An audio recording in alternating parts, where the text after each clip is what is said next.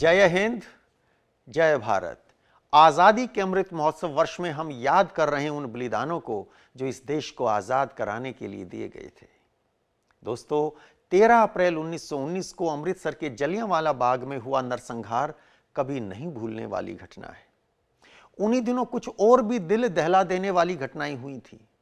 इन सब को जोड़कर 5 वीडियोस की एक सीरीज बनाई है, जिसके पहले भाग में आज बात करेंगे जलियांवाला बाग नरसंहार से ठीक 3 दिन पहले 10 अप्रैल 1919 को अमृतसर में हुए भीषण खूनी संघर्ष के बारे में, जिसकी अक्सर बात नहीं होती है। इन वीडियोस में दी गई जानकारी के 6 प्रमुख स्रोत हैं।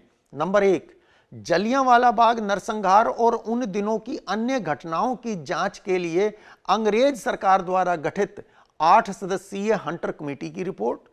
नंबर 2, कांग्रेस द्वारा गठित जांच कमीशन की रिपोर्ट, जिसमें शामिल थे महात्मा गांधी, मोतीलाल नेहरू, मदन मोहन मालवीय, देशबंधु चित्तरंजन दास, अब्बास तैयब जी, एम.आर. जयकर और के संथानम।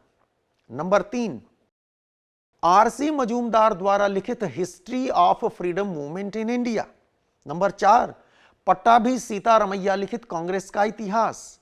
नंबर 5, उन दिनों पंजाब के लेफ्टिनेंट गवर्नर रहे माइकल ओडायर द्वारा लिखित पुस्तक India as I knew it. और नंबर 6, यूनिवर्सिटी ऑफ वेस्टमिंस्टर में जॉन वुडबर्न द्वारा लिखे गए शोध पत्र the Amritsar massacre, British views of Indian nationalism. इन 6 स्रोतों में से 3 भारतीय पर्सपेक्टिव को दर्शाते हैं, 3 अंग्रेजों के पर्सपेक्टिव को दिखाते हैं। लिहाजा वीडियोस बिल्कुल बैलेंस्ड और रैशनल अप्रोच के साथ बनाए गए हैं, ताकि पूरा सच आपके सामने लाया जा सके। दोस्तों, 18 मार्च 1919 को पास हुए दमनकारी रोलेट एक्ट के विरोध में गांधी जी ने 6 अप्रैल 1919 को देशव्यापी हड़ताल की घोषणा की थी। देश भर में हड़ताल हुई। अमृतसर में जो हड़ताल हुई वो बेहद सफल थी। उस दिन हुई जनसभा में 50,000 लोग शामिल हुए थे। अमृतसर की कुल आबादी उन दिनों 1,60,000 थी, यानी अमृतसर की लगभग 1/3 आबादी जनसभा में शामिल हुई थी। सारा शहर बंद था। आयोजन बिल्कुल शांत और अहिंसक था, लेकिन यह राष्ट्रीय जागृति अंग्रेजों की चिंता बढ़ा रही थी। 8 अप्रैल को अमृतसर के deputy commissioner miles Irving Lahore में कमिश्नर किटचिन को पत्र लिखते हैं। इरविंग पूरी तरह डरे हुए थे। सेना की मदद मांगते हुए वे लिखते हैं, शहर के 90% भाग को तो छोड़ दीजिए, वर्तमान सैन्य बल के सहारे तो हम स्टेशन और सिविल लाइंस की भी रक्षा नहीं कर सकते। इसके ठीक अगले दिन यानी कि 9 अप्रैल को रामनवमी का त्योहार था।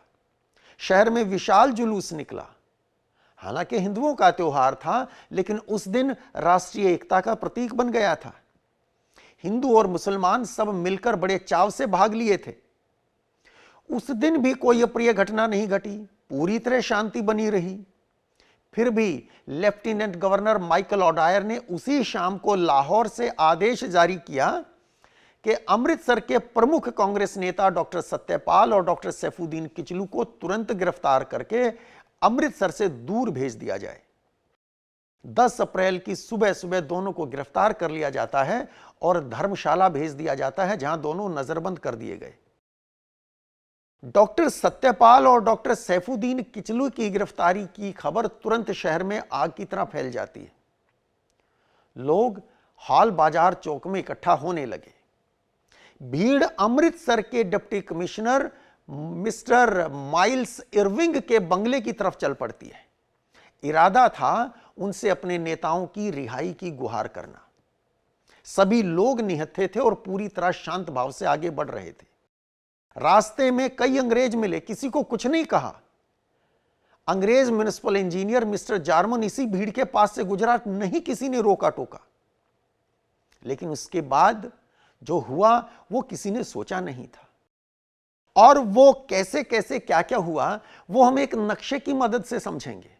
मेरे पीछे जो मैप आप देख रहे हैं, ये हंटर कमेटी की रिपोर्ट में लगा हुआ है। अमृतसर शहर का नक्शा है ये। इसको आप देखें, यहां स्वर्ण मंदिर है, ये स्वर्ण मंदिर है, यहां जलियांवाला बाग है। आप अमृतसर जाते हैं, इन दोनों स्थानों पर अक्सर लोग पहुंचते हैं, बड़ी संख्या में पहुंचते हैं।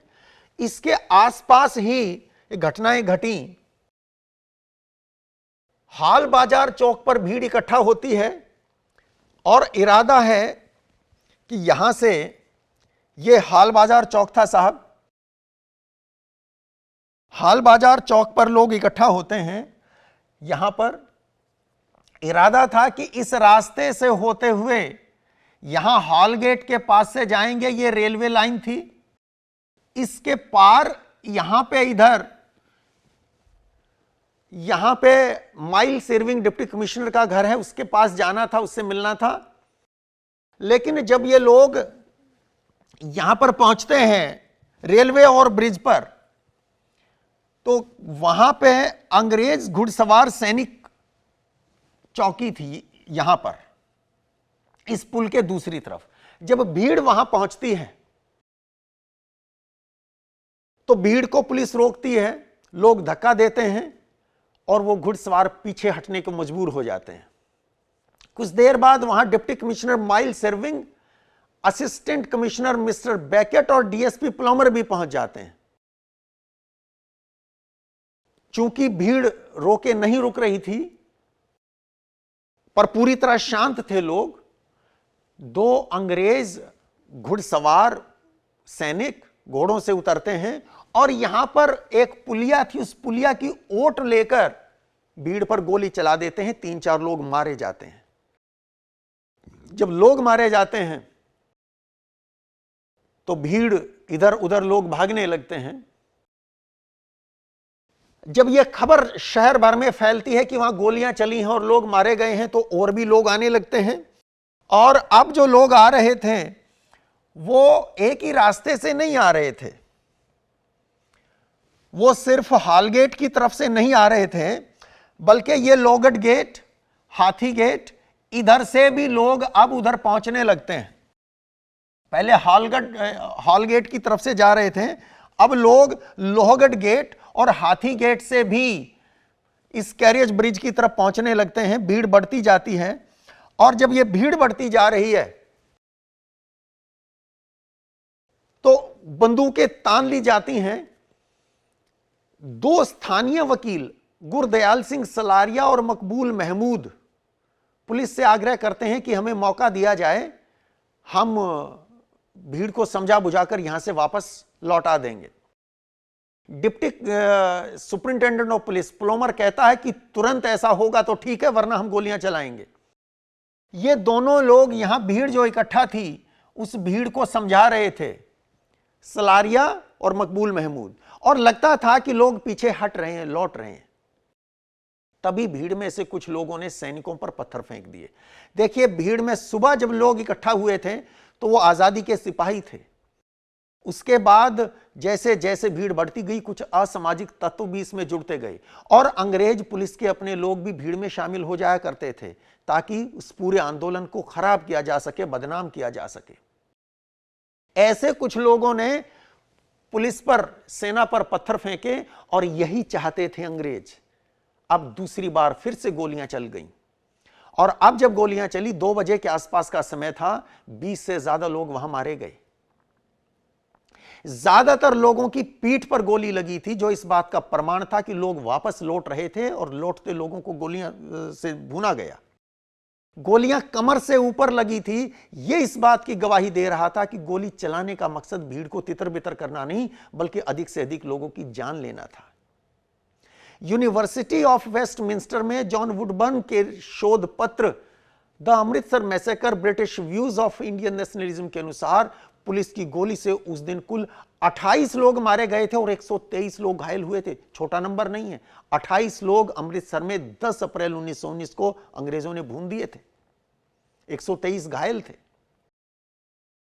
लेकिन डिप्टी कमिश्नर माइल्स इरविंग कहता है कि दूसरी बार गोली जब चलाई यहां पर जब दूसरी बार गोली चलाई, तो कहता है उससे पहले ही मैंने देखा था कि नेशनल बैंक से धुआं उठ रहा था, कि भीड़ ने इससे पहले ही नेशनल बैंक को आग लगा दी थी।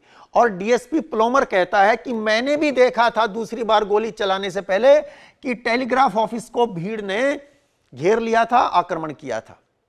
जबकि कांग्रेस की रिपोर्ट कहती है कि भीड़ हिंसक हुई, भीड़ ने हिंसा की, लेकिन अंग्रेजों द्वारा दूसरी बार गोलियां चलाकर 20 से ज्यादा लोगों के मार दिए जाने के बाद भीड़ हिंसक होती है। नेशनल बैंक पुलिस कोतवाली से सिर्फ 238 गज दूर था। आप देखेंगे पुलिस कोतवाली और नेशनल बैंक के बीच ज्यादा फासला नहीं है। यहां पे कोतवाली है और यह नेशनल बैंक है, इसका जो फासला था 238 गज दूर था। भीड़ यहां पहुंचती है और यहां के मैनेजर स्टीवर्ट और असिस्टेंट मैनेजर स्कॉट की हत्या कर देती है। बैंक के अंदर ही उनके शवों पर फर्नीचर डालकर आग लगा दी जाती है। एक दूसरा बैंक है अलायंस बैंक, यह कोतवाली से 198 गज दूर है, 198 यार्ड्स अवे। यहां भी भीड़ पहुंचती है। यहां का मैनेजर मिस्टर थॉमसन पिस्तौल से गोली चलाता है, लेकिन भीड़ उसको मार देती है और उसके शव को उठाकर नीचे फेंक देती है सामने गली में, और फर्नीचर डालकर वहीं गली में उसको जला दिया जाता है। हंटर कमेटी की रिपोर्ट में लिखा है कि अलायंस बैंक की बिल्डिंग को कोई नुकसान नहीं पहुंचाया गया क्योंकि इस बिल्डिंग का मालिक भारतीय था। नेशनल बैंक की बिल्डिंग को आग लगा दी जाती है, उसको डैमेज किया जाता है, लेकिन अलायंस बैंक की बिल्डिंग को डैमेज नहीं किया जाता। एक तीसरा बैंक है चार्टर्ड बैंक, यह कोतवाली से सिर्फ 50-60 गज दूर है, इसको भी जलाने की कोशिश की जाती है। यह है चार्टर्ड बैंक, यहां बिल्कुल कोतवाली के साथ साथ, लेकिन यहां पुलिस पहुंच जाती है कोतवाली से और नुकसान ज्यादा इस बैंक को नहीं होता है। देखिए कोतवाली में आर्म्ड रिजर्व पुलिस की ठीक नाक के नीचे टाउन हॉल और इससे जुड़े सब पोस्ट ऑफिस को भीड़ जला देती है। बिल्कुल साथ साथ हैं, पोस्ट ऑफिस, टाउन हॉल और कोतवाली बिल्कुल साथ साथ हैं, लेकिन पोस्ट ऑफिस को भीड़ जला देती है और टाउन हॉल को जला देती है। वहां पर कोतवाली में उस समय डीएसपी अहमद जान, सिटी इंस्पेक्टर मोहम्मद अशरफ खान और 75 सिपाही मौजूद थे जिनके पास मस्कट बंदूकें थीं, लेकिन वो भीड़ को ना रोकने की कोशिश करते हैं और भीड़ इन दोनों बिल्डिंग्स को नुकसान पहुंचाती है। रेलवे ओवर ब्रिज पर गोलीबारी के बाद भीड़ टेलीग्राफ ऑफिस की तरफ चल पड़ती है। यहां रेलवे ओवर ब्रिज पर गोलीबारी हुई, यहां से भीड़ टेलीग्राफ ऑफिस की तरफ आती है, टेलीग्राफ ऑफिस पर हमला होता है, इसे भी नुकसान पहुंचा दिया जाता है। एक्सचेंज, टेलीफोन एक्सचेंज को भारी नुकसान होता है। भीड़ रेलवे के गुड्स यार्ड पर हमला करती है। यह रेलवे गुड्स यार्ड्स है, यहां रेलवे का गुड्स यार्ड्स है। भीड़ यहां हमला करती है और यहां गार्ड रॉबिन्सन को भी मार दिया जाता है। मिलिट्री का इलेक्ट्रीशियन सार्जेंट रॉलैंड यह शहर में गया हुआ था, इसको भी भीड़ घेर लेती है और इसकी भी हत्या कर दी जाती है। वहां पर मिशनरी स्कूल में एक अंग्रेज महिला मार्शेला शेरवुड पढ़ाती थी। मार्शेला शेरवुड साइकिल पे जा रही थी। यहां पर यह गर्ल्स मिशनरी स्कूल था, यहां कहीं इसके पास साइकिल पर मार्शेला शेरवुड जा रही थी। भीड़ इस पर भी हमला करती है, ये नीचे गिर जाती है, इसके सिर पर चोटें आती हैं, सिर पर प्रहार कुछ लोग करते हैं।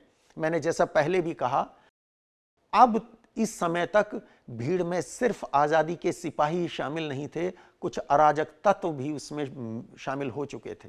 ऐसे लोग मार्शेला शेरवुड पर हमला करते हैं, वो उठकर भागने की कोशिश करती है तो दोबारा उसको पकड़ लिया जाता है, फिर उसको सिर पर प्रहार होते हैं और उसको तकरीबन अधमरा करके भीड़ वहां से आगे चल पड़ती है। कुछ हिंदुस्तानी बाद में उसको बचाते हैं, उसको मेडिकल सहायता प्रोवाइड करते हैं, उसकी जान बच जाती है। हंटर कमेटी की रिपोर्ट में लिखा गया है कि कुछ हिंदुओं ने मेडिकल सहायता देकर मार्शेला शेरवुड की जान बचाई। तो अगर उस पर आक्रमण करने वाले कुछ भारतीय थे, उसकी जान बचाने वाले भी भारतीय ही थे। एक महिला पर इस प्रकार आक्रमण किसी भी सभ्य व्यक्ति को शोभा नहीं देता। भारत के बड़े नेताओं सहित आम नागरिकों ने भी इसकी कड़ी निंदा की थी। लेकिन एक बात याद रखनी चाहिए, मानवीय संवेदना और करुणा का यह भाव उस समय अंग्रेज पुरुषों और महिलाओं में कहीं दिखाई नहीं देता। 30 मार्च 1919 को जब दिल्ली में अंग्रेजों ने प्रदर्शनकारियों पर गोलियां चलाई और घायलों को अस्पताल ले जाया गया, तो अंग्रेज नर्सों ने यह कहते हुए उनका इलाज करने से इनकार कर दिया था कि यह इसी के योग्य थे। उस घटना का विस्तृत ब्यौरा इतिहासकार आर.सी. मजूमदार ने अपनी पुस्तक history of freedom movement in India में विस्तार से दिया है। दूसरी घटना 10 अप्रैल की, जिस दिन यह सब हो रहा है, अमृतसर में वहां कैरियज ओवर ब्रिज पर जिन लोगों पर गोलियां चलाई गई, जिन लोगों को घायल किया गया, उन लोगों के इलाज के लिए सिविल हॉस्पिटल से डॉक्टर धनपत राय को बुलाया गया, कुछ स्ट्रेचर्स भी लाई गई।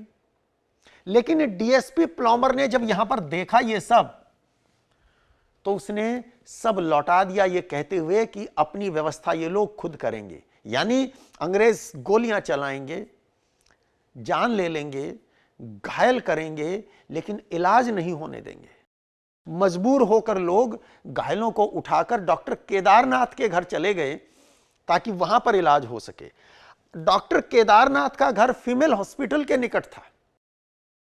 जब घायल वहां ले जाए जा रहे थे तो महिला अस्पताल की इंचार्ज डॉक्टर मिसेस एडसन उनका मजाक करती है। यह फीमेल हॉस्पिटल था। यहां जब लाया गया उन घायलों को, तो डॉक्टर मिसेस एडसन उनका मजाक उड़ाती है। डॉक्टर केदारनाथ के घर घायलों को ले जाया जा रहा था, मैंने बताया आपको। जब वो मजाक उड़ाती है कि इनके साथ यही होना चाहिए था, तब भीड़ उसकी तरफ भागती है। वो अस्पताल में छिपकर अपनी जान बचाती है। हंटर कमेटी की रिपोर्ट में लिखा गया है कि अस्पताल में इसडन की जान बचाने वाला चपरासी एक भारतीय ही था, यानी बचा भी भारतीय ही रहे थे। स्वर्ण मंदिर, हाजित मंडी और ढाब मंडी स्थित सब पोस्ट ऑफिस लूट लिए जाते हैं। देखिए, शहर भर में भीड़ फैल चुकी थी और उस टाइम भीड़ को काबू करना पुलिस के बूते से बाहर हो गया था।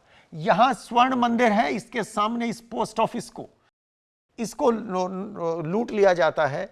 यह माजिद मंडी पोस्ट ऑफिस, इस पर भीड़ आक्रमण करती है। ढाब बस्ती पोस्ट ऑफिस, इस पर आक्रमण करती है। और भी कई जगह ऐसी घटनाएं घटती हैं। स्वर्ण मंदिर से लगभग 1 मील दूर तरन तारण रेलवे लाइन पर भगतावाला रेलवे स्टेशन है। उस रेलवे स्टेशन पर भी भीड़ आक्रमण करती है और इस रेलवे स्टेशन को भी काफी नुकसान पहुंचाया जाता है। इसके बाद लगभग 5 बजे शाम के अब शहर शांत हो जाता है। उसके बाद कोई घटना नहीं घटती, रात भी पूरी तरह शांत गुजरती है। 11 अप्रैल को ब्रिगेडियर जनरल डायर, जो जालंधर ब्रिगेड का कमांडर था, वो भी 1000 सैनिकों के साथ अमृतसर पहुंच जाता है। उसने 12 अप्रैल को घोषणा की कि अब शहर में किसी भी सभा या जुलूस की इजाजत नहीं है। उल्लंघन करने वालों को मिलिट्री कानून के तहत कठोर दंड देने की चेतावनी दी जाती है। शहर का बिजली पानी काट दिया जाता है। रात के 8 बजे के बाद लोगों को घर से बाहर निकलने पर रोक लगा दी जाती है और अंधाधुंध गिरफ्तारियां होती हैं। और फिर आता है 13 अप्रैल का दिन। उस दिन जलियांवाला बाग में निर्दयता, बर्बरता और पाशविकता का जो नंगा नाच हुआ, वो ना इससे पहले किसी ने देखा था ना सुना था। लेकिन उसकी बात आज नहीं, इस श्रृंखला के अगले भाग में। आज के लिए इतना ही। इस वीडियो में दी जानकारी आपको कैसी लगी, कमेंट बॉक्स में लिखकर जरूर बताइएगा। जय हिंद, जय भारत।